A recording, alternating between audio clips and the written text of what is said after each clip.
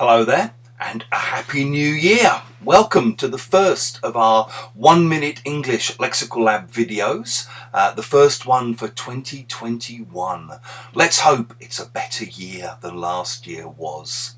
If you do enjoy this video, make sure you subscribe to our channel and check out our website www.lexicallab.com to find out more about the teacher development and language development courses we have on offer. So, 2020 has finally left us.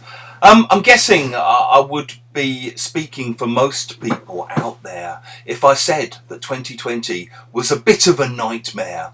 It's not a year that I think many of us were sorry to see go. For many of us it was a bit of a horrendous year. I had friends who suffered from long-term COVID. I was struck down with COVID myself over the Christmas period. A couple of friends of mine lost their parents to COVID.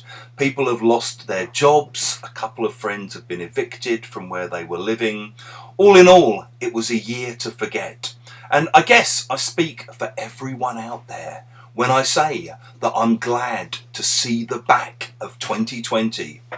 If you say you're glad to see the back of something or of someone, you mean that you're happy to see it leave. You're happy that you no longer have to deal with it or be involved with it.